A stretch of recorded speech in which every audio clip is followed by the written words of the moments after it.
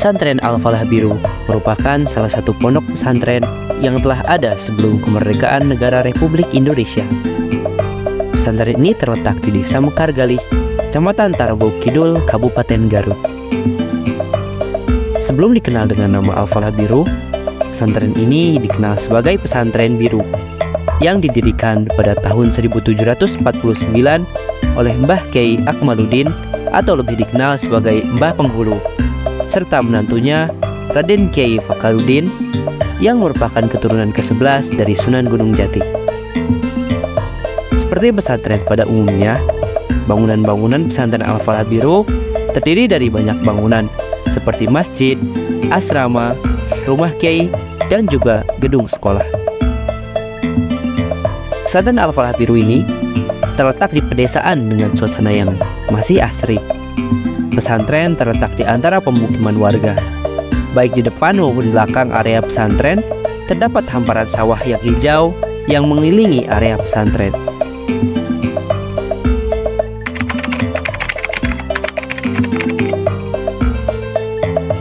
Jadi pertama dulu ya, pertama ada tokoh besar dulu orang tua kami, ada dulu namanya Syekhuna Faqih. Syekhuna Faqih mula pertama berdiri Al-Falah Biru. Al-Falah Biru, kemudian dulu dari biru ya, dari biru menjadi Al-Falah Biru itu dari Syekhuna Faqih ya. Asnawi Muhammad Faqih. Kemudian punya putra, 3 orang putra, yaitu putranya ada 9 orang putra putri, yang putranya 3, yaitu Syekhuna Iming Bunyamin, Syekhuna Buduzaman, Syekhuna Bahrudin. Nah, kemudian dari 3 ini punya putra, cuman yang melanjutkan itu dari Syekhuna Buduzaman dan Syekhuna Bahrudin. Dari Syekhuna Bahrudin ada 2 kiainya. Yang pertama Kiai Hanifah Ma'mun dan Kiai yang sekarang sedang sakit. Yang kedua ya dari Kiai Haji Syekhuna Bahrudin, sekarang dipimpin oleh Kiai Haji Khair Musa Hasanul Akhlaq, itu sudah umur ya. Kemudian ada dari Kiai Asep apa ya namanya, paling saya itu ya Kiai Asep. Ada 3 sekarang kiainya. Saya membantu kakak saya untuk pada bidang kesejarahan, taklim, pesantrenan, ekonomi, politik di situ ya. Itu. Ada banyak di sini. Di sini ada kiainya banyak, ustadz-ustadznya banyak.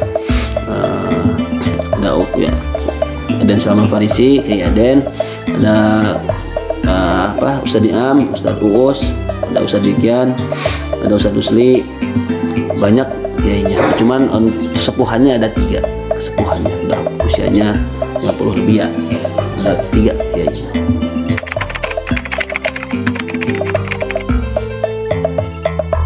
Ya, kalau yang Ngalong dengan sekolah sekitar 1.500 ya. Kemudian yang di sini ada 3 asrama. Di asrama Nurul Bayan itu sekitar 150-an, asrama Hidayatul Karomah 120 mungkin ya, dan asrama Bahrudin itu 230. Dijumlahin berapa itu?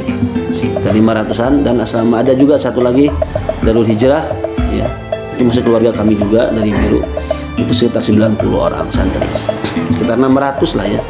Yang terdata itu fluktuatif, berubah setiap bulan ya, ada yang keluar, ada yang masuk ya, di antara 500 sampai 600 santri 3 asrama itu.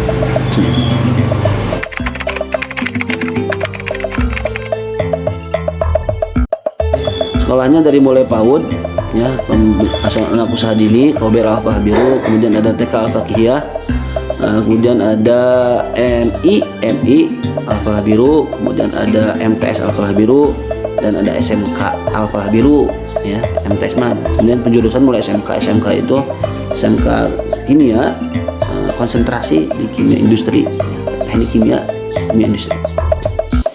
Kuliahnya belum ada, ini lagi proses ya. Untuk kuliahnya S1-nya kita kemarin mau rencana Mahad Ali itu belum sempat ya, masih moratorium pemerintah. Dan ada nanti dulu kemarin ada STIPTEK namanya. STIPTEK itu Sekolah Tinggi Mutu dan Teknologi, masih proses konsep ya, karena agak berat syarat-syaratnya. Seperti itu.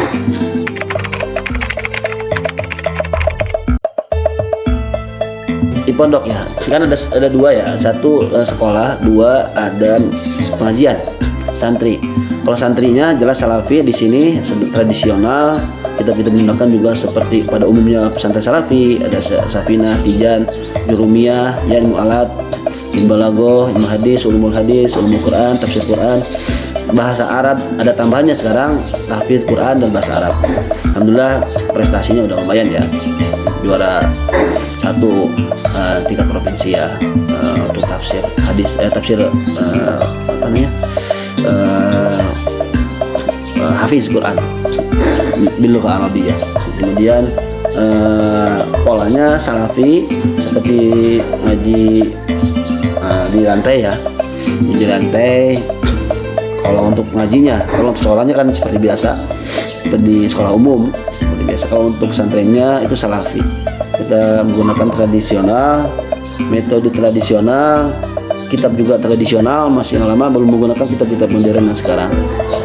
Masih Turats lah. Turats itu kitab yang berusia ribuan tahun lah ya, ribuan tahun, karya Imam Syafi'i ya, 1200 tahun lebih ya. Ada Arisalah, kemudian ada kitab-kitab hadis Sahih Muslim yang sudah hampir ribuan tahun juga usianya. Jadi kita lebih banyak menggunakan kitab-kitab Turats salafi tradisional.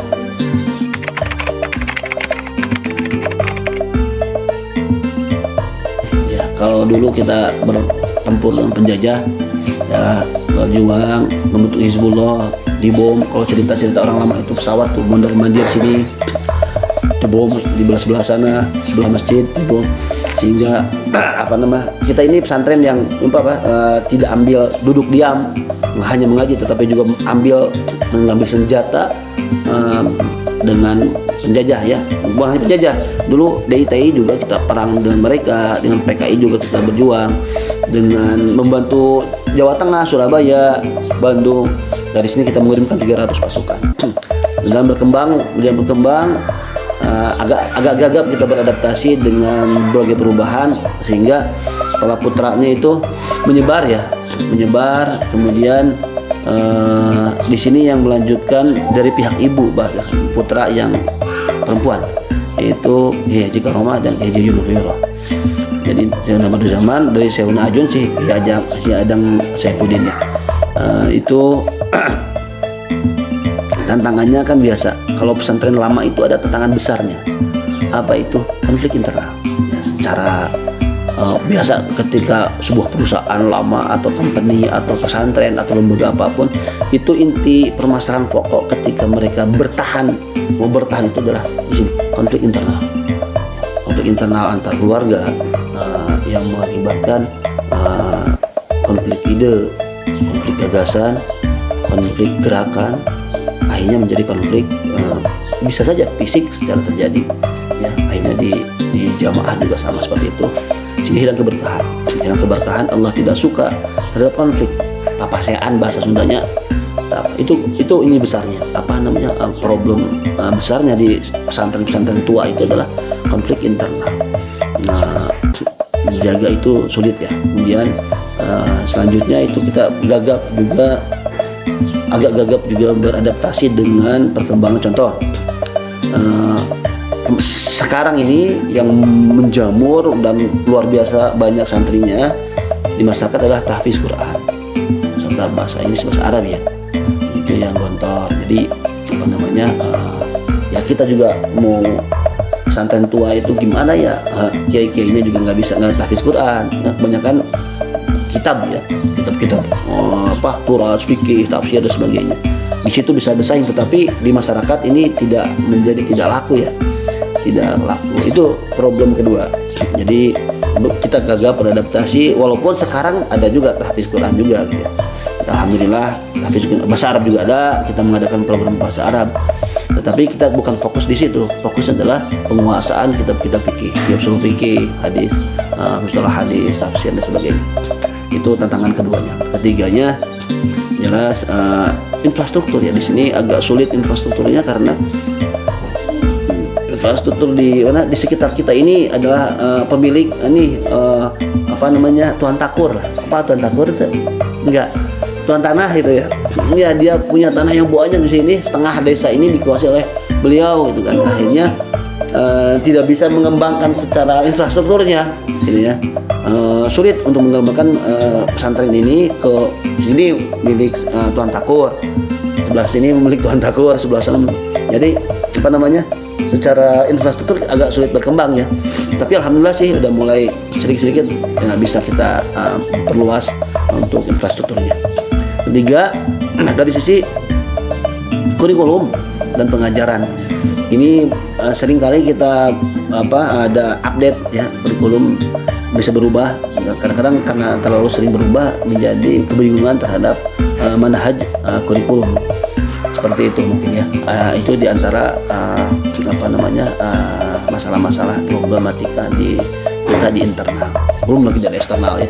Di sini di desa ini kebetulan secara dulu ya, secara ormas ada Persis, Muhammadiyah, NU. Di keluarga kami juga besar ada juga sebagian Muhammadiyah, sebagian Persis. Jadi agak rumit menyatukan berbagai ideologi pemikiran aliran ini. Dari sisi ritual ada sedikit perbedaan, tetapi aman-aman aja secara konteks fisik dan kebersamaan seperti itu ya.